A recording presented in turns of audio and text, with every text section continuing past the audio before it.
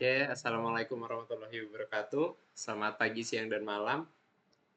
Perkenalkan, nama saya Kalingga Dwindra Putraka, NIM 2309106054. Pada kesempatan kali ini, saya akan menjelaskan terkait materi bab 2 dari teori bahasa dan otomata yang isinya terkait kelas-kelas bahasa dan mesin pengenalnya.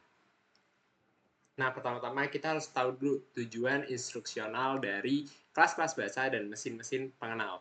Nah, setelah mempelajari bab ini, kita mengharapkan bahwa mahasiswa itu dapat memahami tentang definisi secara formal terkait tata bahasa, bahasa, dan kelas-kelas bahasa dengan pendekatan teori himpunan. Mahasiswa juga akan memahami operasi-operasi dasar yang dapat dilakukan pada bahasa dan juga mengenali dan memahami kelas-kelas bahasa berdasarkan karakteristik tata bahasanya. Nah, secara umum juga diharapkan memahami jenis-jenis otomata yang mengenali bahasa dari berbagai kelas bahasa tersebut. Oke, kita masuk ke materi utama, yang dimana pada bab 1 telah disinggung secara singkat terkait perbedaan bahasa natural juga bahasa formal. Nah, di kajian selanjutnya yang dimaksud itu, bahasa dalam pembahasan tulisan ini adalah bahasa formal. Nah, sudah dijelaskan bahwa bahasa tidak lebih dari himpunan yang dapat berhingga atau tak hingga dari string-string yang diproduksi dengan aturan-aturan yang disebut dengan tata bahasa. Nah, berikut ini mari kita definisikan secara lebih konkret apa itu tata bahasa dan bahasa. Oke, yang pertama, definisi 1, tata bahasa atau grammar atau G didefinisikan sebagai tupel 4. Nah, di sini ada G, sigma, N, S, dan P. Di mana sigma itu adalah himpunan berhingga dari simbol-simbol abjad, alfabet, atau vocabulary. Simbol-simbol elemen sigma ini di dalam rangkaian-rangkaian simbol yang terdiri dari elemen sigma yang dinamakan juga dengan simbol terminal. Simbol terminal ini dilambangkan dengan huruf kecil seperti A, B, C, atau abjad 0, 1, dan 2. Nah, N ini adalah himpunan berhingga dari simbol-simbol yang disebut sebagai simbol non-terminal, yaitu simbol-simbol yang dapat digantikan oleh simbol lain. Dalam bahasa natural, simbol non-terminal ini misalnya itu seperti S, NP, VP, dan ADJ, dan lain-lain. Sedangkan dalam bahasa formal, simbol non-terminal dilambangkan dengan abjad huruf besar dan cukup satu huruf besar saja, misalnya A, B, atau C. Nah, di sini kita bisa merujuk ke sini. Jadi yang pertama, kita itu punya yang namanya alpha. Alpha itu uppercase itu huruf besar A dan lowercase itu adalah alpha yang seperti kita sudah tahu. Lalu ada beta yang mana uppercase itu B besar atau B kapital, yang lowercase-nya adalah lambang beta. Lalu ada gamma. Gamma ini terlihatnya seperti L terbalik. Nah, untuk lowercase-nya dia malah mirip seperti Y. Lalu ada delta. Delta ini bentuknya segitiga. Kalau misalnya di lowercase, dia seperti D di tulisan sambung. Lalu ada epsilon yang uppercase itu huruf E besar dan lowercase-nya bentuknya seperti E Latin.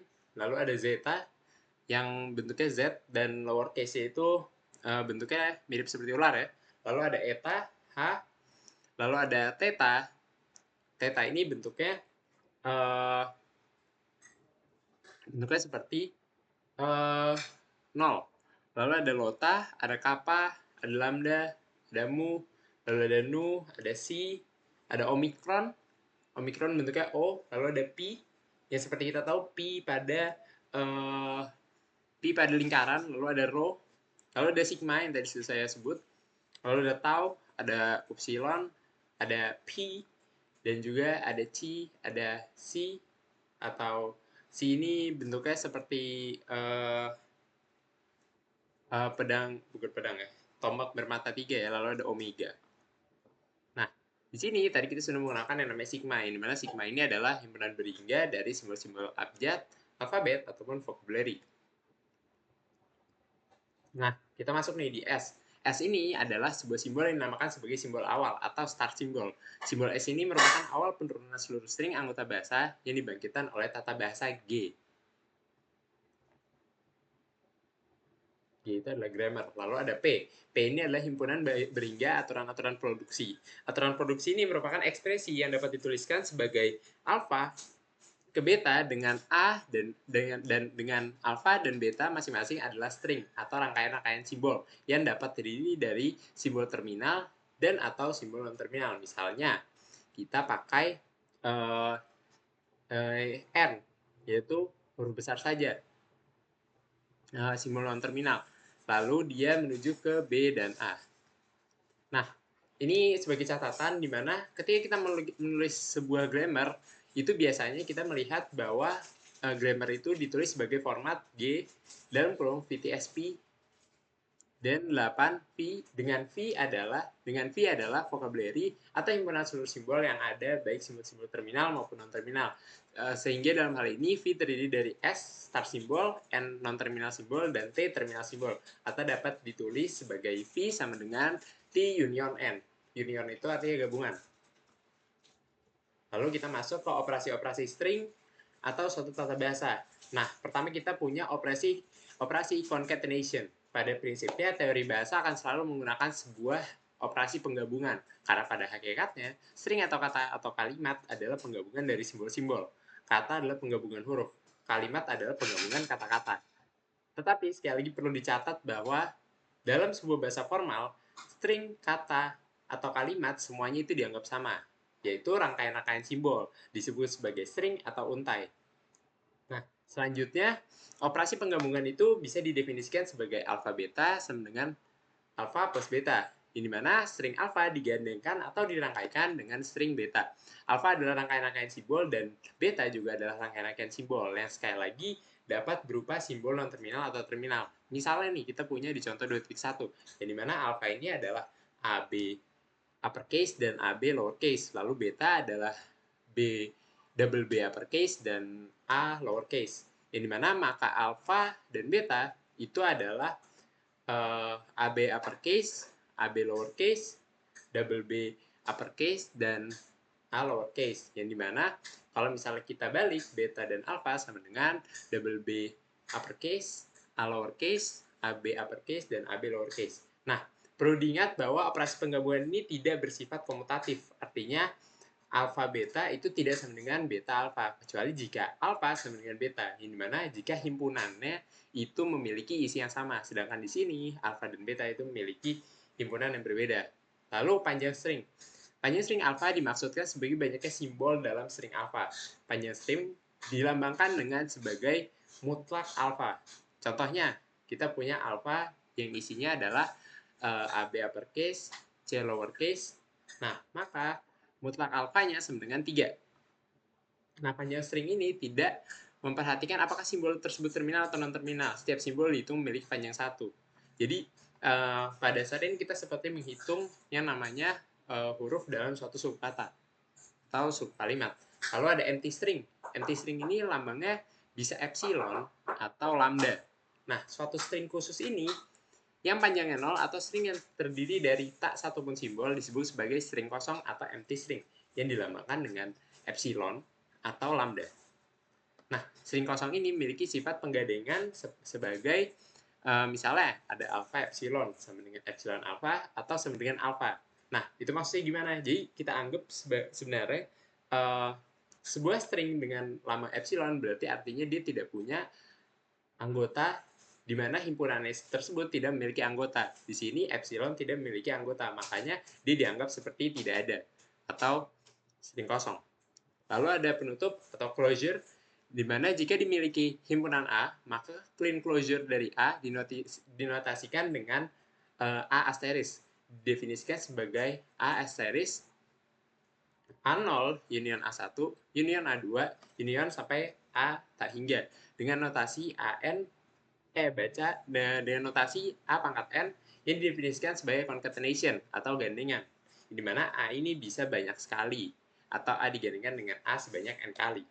Nah, di sini ini disebut sebagai clean start atau pengulangan itu berarti bisa 0 atau banyak kali. Jadi perbedaannya clean start nanti kita akan belajar di mana ada yang namanya clean plus. Clean plus itu nih, ini adalah selain clean closure, kita punya positive closure. Ini bisa disebut clean plus dan yang tadi bisa disebut clean start. Nah, kalau misalnya kita lihat positive closure atau clean plus ini dapat didefinisikan sebagai sesuatu ketika kita punya suatu himpunan, maka himpunan tersebut harus diulang sekali atau boleh banyak kali. Jadi dia tidak boleh sampai 0. Perbedaannya dengan clean start atau clean closure itu adalah terletak pada perulangannya, di mana pengulangan dari clean start atau clean closure itu berbasis pada mulai dari 0. Dia bisa 0 tidak diulang sama sekali atau dia bisa diulang lebih dari 0 kali. Nah, misal nih, di sini kita punya 01. Ini sebenarnya kita sudah belajar ketika kita belajar di kelas kemarin, kita sudah membahas ini terkait FSA. Jadi kita di finish state automata kita belajar bahwa ketika suatu himpunan, misalnya kita punya 01 terus kita kasih bintang, berarti 01 tersebut jika di dalam kurung, maka 01 tersebut harus berulang 0 kali, bisa berulang 0 kali atau lebih banyak. Nah, sedangkan kalau misalnya dia 01 ini tidak di dalam kurung dan bintangnya tetap ada, berarti yang diulang hanya satunya doang. 0 akan tetap berjalan satu kali dan 1 boleh tidak muncul sama sekali. Nah, itu berbanding terbalik sama yang namanya positive closure atau clean plus ini. Jadi untuk positive closure, kita akan melihat mungkin dia, misal kita punya finish state automata yang startnya Q0 ke Q1 itu adalah 1. Nah, terus di finalnya dia itu ada perulangan di mana di Q1 jika diberi bobot 1, dia akan bisa kembali ke state finalnya. Nah, kalau misalnya kita dapat kasus seperti itu, kita tidak perlu mengisinya dengan misalnya 1 baru 1 bintang. Itu tidak perlu. Kita bisa anggap bahwa 1 ini sudah termasuk ke positive closure, yang dimana ketika dia masuk ke final state, dan final state itu ada operasi berulang, maka dia bisa dianggap sebagai sebuah positive closure. Nah, lalu kita masuk ke bahasa yang dibangkitkan oleh grammar G. Definisinya ini adalah bahasa yang dibangkitkan oleh tata bahasa adalah himpunan seluruh string yang dapat dibangkitkan oleh grammar G. Ditulis sebagai LG. Nah, LG ini adalah W elemen sigma asteris, di mana S itu merujuk ke W. Nah, dengan simbol S merujuk ke W ini, di mana ketika seluruh rangkaian string W itu dapat diturunkan dari S dengan sembarang produksi dan P dan sembarang penurunan. String W adalah hanya terdiri dari simbol-simbol terminal saja atau biasa kita sebut sebagai empty string. Oke, kita masuk ke contoh 2.3 di mana kita memiliki suatu tata bahasa di mana G itu ada sigma NSP, dengan sigma itu adalah AB dan N itu adalah uppercase AB dan P sama dengan S yang diturunkan string S diturunkan dari S. Jadi uppercase dan lowercase itu diturunkan dari S, lalu A, B, uppercase itu turun dari S, lalu A lowercase itu diturunkan dari A, dan B itu diturunkan, B lowercase itu diturunkan dari B, dan epsilon itu diturunkan dari B. Nah, tentukan bahasa yang dibangkitkan oleh grammar G di atas. Nah, kita bisa melihat di sini bahwa bahasa yang akan dibangkitkan adalah LG, di mana LG ini sama dengan AA lowercase, AB lowercase, dan AA lowercase. Nah, di mana kita ini bisa memperoleh ini dari penurunannya. Seperti yang tadi sudah dijelaskan bahwa seluruh rangkaian string W itu dapat diturunkan dari S dengan sembarang produksi. Di sini kita bisa melihat ya bahwa S ini dia menurunkan A uppercase dan A lowercase. Jadi mana A uppercase ini juga menurunkan kedua A lowercase. Nah, begitu juga dengan B, yang dimana B ini menurunkan B lowercase. Maka di sini kita bisa membuat untuk yang ketiga ini, karena si B-nya ini menurunkan epsilon, maka dia bisa dianggap tidak ada. Nah, di sini kita udah bisa dapat kombinasinya. Yang pertama ini ada A, triple A, lalu ada double A dan B. Ini kalau misalnya kita masih bingung di sini, kita bisa melihat di poin S aja ya, karena di S ini dia sudah menurunkan A, yang dimana A itu menurunkan double A lowercase dan B itu menurunkan B lowercase. Dan juga B bisa menurunkan sebuah epsilon. Makanya di sini kombinasinya itu bisa kita lihat AAA, lalu AAB, lalu ada AA. Kenapa AA? Karena epsilon itu tidak perlu tulis. Nah, penulisan lebih singkatnya itu bisa melihat dari proses penurunan yang bisa kita lihat di sini adalah untuk triple A lowercase itu dari S terus turun ke A, terus A ini, A besar ini atau A uppercase itu menurunkan A lowercase. Lalu selanjutnya juga sama. Nah, di 23 kita akan bahas terkait hierarki tata bahasa. Menurut Noam Chomsky pada tahun 1950, tata bahasa formal dapat dikelompokkan menjadi 4 tingkatan atau hierarki. Biasa disebut hierarki tata bahasa menurut Chomsky. Pengelompokan tata bahasa menurut Chomsky ini ditentukan oleh aturan produksi yang dimiliki oleh grammar, yaitu tata bahasa tipe 0, tipe 1, tipe 2, dan tipe 3. Andaikan aturan produksi dalam suatu grammar, G ditulisnya sebagai alpha yang menurunkan beta, dengan masing-masing alpha dan beta adalah string yang dapat terdiri dari simbol non-terminal ataupun simbol terminal. Atau bisa kita misalkan, alpha, beta, itu adalah elemen dari sigma union n asteris. Maka masing-masing kelas tata bahasa dibatasi sebagai berikut. Yang pertama ada tata bahasa tipe 0. Tata bahasa tipe 0 ini atau biasa disebut dengan non-restricted grammar. Di mana tata bahasa tipe 0 ini tata bahasa yang paling luas atau juga biasa kita sebut sebagai phrase structure grammar. Di mana tata bahasa tipe 0 ini adalah tata bahasa yang memiliki aturan produksi alpha menurunkan beta dengan batasan alpha memiliki minimal terdiri dari satu simbol non terminal atau alpha adalah elemen dari sigma union n clean closure and sigma union n dan clean closure. Ini mana untuk beta itu tidak dibatasi atau beta adalah elemen dari sigma union n clean closure. Nah, kita di sini punya contoh. Kita misalnya memiliki grammar dengan ketentuan sigma NSP sesuai dengan pola grammar yang tadi sudah kita pelajari di awal.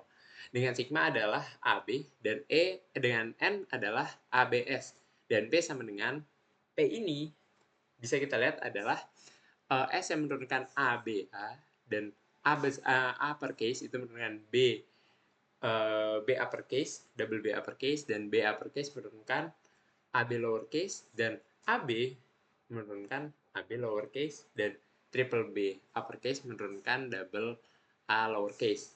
Nah, kita di sini ada pertanyaan, perlihatkan bahwa string ABABABA dan triple A adalah string yang diproduk oleh grammar tersebut.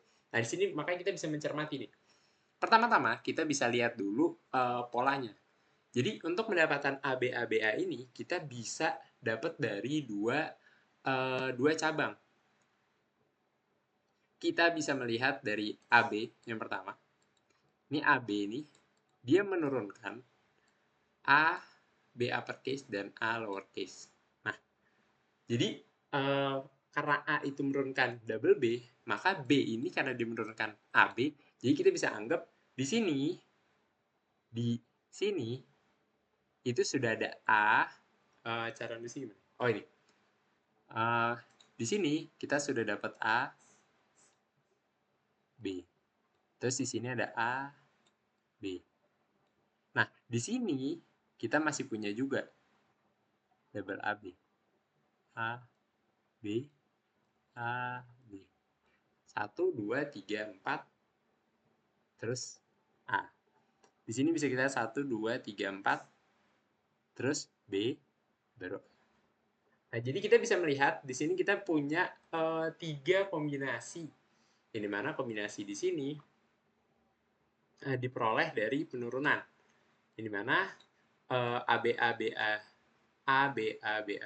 ini diperoleh dari penurunan S, yang dimana S ini menurunkan AB uppercase dan A lowercase, terus triple B itu menurunkan 3 kali dari AB. Lalu untuk menurunkan string A lowercase, triple A lowercase itu bisa kita ambil dari triple B ini. Di sini kenapa kita langsung menggunakan triple B? Karena di sini kita tidak menggunakan satuan dari B yang menurunkan AB ini. Karena di sini kita langsung punya notasi bahwa B uppercase ini menurunkan double A lowercase. Makanya kita bisa membuat kombinasi ini hanya dengan menggunakan triple B yang ada di sini, dan terakhir A untuk mengisi. Lalu ada tata bahasa tipe 1 atau Context Sensitive Grammar. Nah, tata bahasa tipe 1 ini adalah tata bahasa tipe 0 yang memiliki aturan produksi alfa menurunkan beta dengan tambahan batasan yaitu mutlak alfa kurang dari sama dengan mutlak beta jika tidak dalam bentuk S menurunkan sebuah nilai epsilon, yaitu panjang string alfa harus lebih kecil atau sama dengan panjang string beta. Jadi seperti kita sudah pelajari ya, untuk lambang panjang string itu dilambangkan dengan nilai mutlak. Nah, kita masuk ke contoh. Jadi untuk contoh ini kita memiliki grammar misalnya sesuai aturan tadi, sigma n s p. Nah, di mana sigma ini adalah AB dan n ini sama ABS. Nah, di sini aturan yang berbeda, di mana P ini S menurunkan AB uppercase dan A lowercase, A uppercase menurunkan double B uppercase, B uppercase menurunkan AB lowercase, AB uppercase menurunkan triple A uppercase, dan A itu menurunkan A double A lowercase, dan A juga bisa menurunkan epsilon. Nah, apakah tata bahasa ini termasuk dalam tipe 1 bandingkan dengan tata bahasa contoh 2.4? Apakah termasuk tipe 1? Tunjukkan bahwa string A termasuk anggota bahasa. Nah, grammar contoh 2.5 ini memenuhi tata bahasa tipe 0 dulu dan tipe 1. Sedangkan tata bahasa pada contoh 2.4 hanya memenuhi tipe 0. Yang dimana kenapa dia tidak tata bahasa pada contoh 2.4 itu tidak memenuhi? Itu karena ada aturan produksi yang dimana triple B ini menurunkan A lowercase pada contoh 2.4. Nah, perubahan string A ini ditempuh dengan AB, triple A, dan epsilon A. Nah, sedangkan kenapa tidak bisa langsung diturunkan? Karena di sini kita harus perhatikan bahwa pada contoh 2.5 ini, jika kita mengikuti kita bandingkan dengan 2.4, di mana 2.4 ini ada triple B, maka dia tidak bisa masuk ke tipe 1. Karena di tipe 1 ini ada yang namanya epsilon. Begitu. Karena di sini ada perubahan, di mana pada tata bahasa 2.4 itu B menurunkan A lowercase, double A lowercase. Nah, tapi di sini dia menurunkan sebuah epsilon, ini mana ketika kita turunin itu akan menghasilkan hanya satu A. Gitu.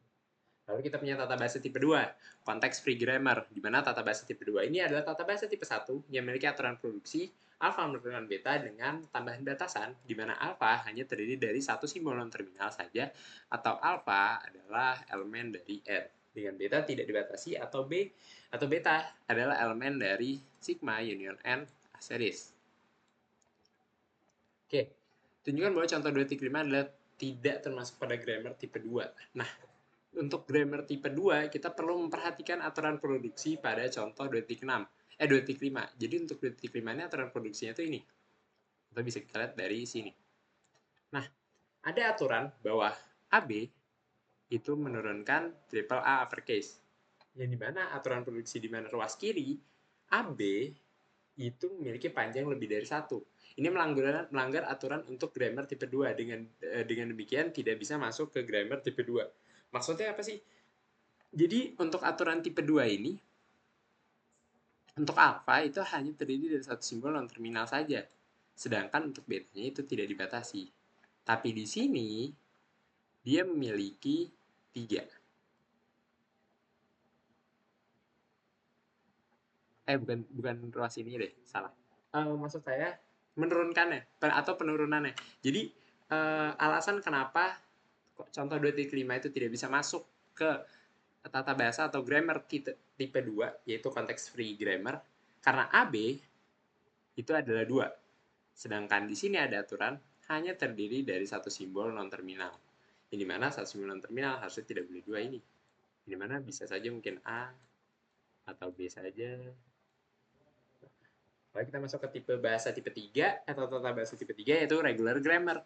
Tata bahasa tipe 3 ini adalah tata bahasa tipe 2 yang memiliki aturan produksi alfa menurunkan beta dengan tambahan batasan alfa hanya terdiri dari satu simbol non-terminal saja, atau alfa adalah elemen dari n, di mana beta dalam bentuk salah satu A lowercase A lowercase dan B uppercase atau epsilon, di mana A adalah simbol terminal dan B adalah simbol non terminal. Nah, tata bahasa tipe 3 ini atau regular merupakan tata bahasa yang paling ketat karena memiliki banyak sekali aturan, mulai dari hierarki tata bahasa yang ada. Secara diagram, keempat tata bahasa dapat digambarkan sebagai berikut. Nih, jadi diagram ini menunjukkan bahwa semakin kita menggunakan tipe itu semakin ketat aturan. Jadi jika kita menggunakan tipe 0, tadi kan di tipe 0 atau kalau misalnya kita lihat ya di tipe 0, di tipe 0 itu tidak ada restricted tidak ada aturan harus memiliki satu simbol non terminal. Maka di sini AB boleh, triple B boleh. Sedangkan di tipe 1 itu alfa harus lebih kecil atau sama dengan panjang string beta. Yang dimana itu tidak masuk ke ini tipe 1. Terus kita lihat di tipe 2. Di tipe 2 ini ada aturan hanya terdiri dari satu simbol non terminal. Makanya contoh di Detikrim tidak bisa karena dia hanya memenuhi aturan produksi pada tipe 1, tata bahasa tipe 1. Lalu ada tipe 3. Di tipe 3 kita punya grammar baru. Di mana grammar ini sigmanya adalah AB, N-nya adalah ABS, dan untuk aturan produksinya itu S menurunkan A lowercase, A uppercase menurunkan A lowercase dan A uppercase, A menurunkan B uppercase, B menurunkan B lowercase dan B uppercase, B uppercase menurunkan epsilon. Nah, di sini kita disuruh menentukan bahasa yang dibangkitkan oleh tata bahasa regular tersebut. Nah, di sini kita cuma perlu melihat kombinasinya sebenarnya. Jadi pertama, kita punya S. S ini menurunkan A lowercase dan A uppercase. Nah, A uppercase ini menurunkan, jadi kalau misalnya kita tulis ya, kalau misalnya kita tulis, untuk yang pertama ini, berarti dia mengambil yang ini. Dia mengambil yang ini. Jadi, dia mulainya dari sini, terus dia jalan ke sini. Nah, dari sini, dia jalan ke sini. Makanya hanya menghasilkan string A. Kenapa hanya string A? Karena di sini, ini ada sisa A, dan B ini isinya adalah epsilon. Nah, untuk yang kedua ini bisa diproyeksikan dengan dari sini, dia ke sini. Nah, dari sini baru dia ke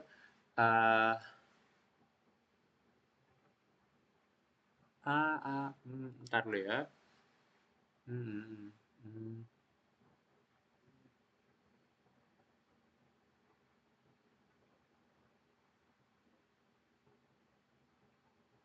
Oh, nah untuk yang penurunan kedua ini, dia punya banyak sekali pola yang dimana karena A ini bisa menurunkan B dan juga bisa menurunkan A yang berulang ini, maka proyeksinya tuh mungkin bisa begini ya. Kita ada A1 di depan, terus kita punya A begini. Nah, terus dia akan terus mengulang tuh, karena A ini punya dalaman lagi, dia akan diarahkan jadi A, terus A uppercase. Nah, ini juga masih bisa turunin lagi kan, dia punya double A, terus A. Nah, ini kenapa kalau misalnya nanya kenapa bisa triple A lowercase dan A uppercase, itu karena hasil penurunan si A uppercase ini, di mana A uppercase ini menurunkan ini.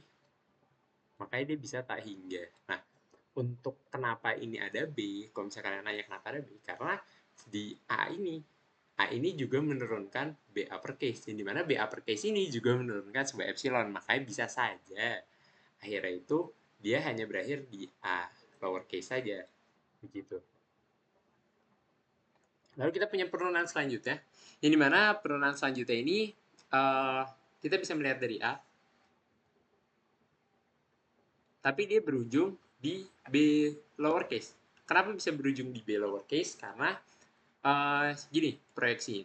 Kita punya A ini misalnya punya A tak berhingga, terus A. Nah, dari sini dia berangkat ke A tak hingga, terus A. Karena di sini dia bisa B, dan B itu menurunkan sebuah untuk di sini di aturan ada B lowercase dan B uppercase, maka B ini bisa menurunkan ke A tak hingga A B B. Nah, di sini kita bisa turunkan lagi karena B ini bisa bernilai epsilon, yang mana epsilon ini tidak boleh ditulis, dia akan bisa turun ke A, A, ini A tak hingga ya, terus A, B, dan B-nya ini sebenarnya epsilon, tapi kan karena epsilon tidak boleh ada, jadi dicoret. Nah, hasil akhirnya adalah ini, jadi A tak hingga dan B. Nah, lalu ada penurunan terakhir.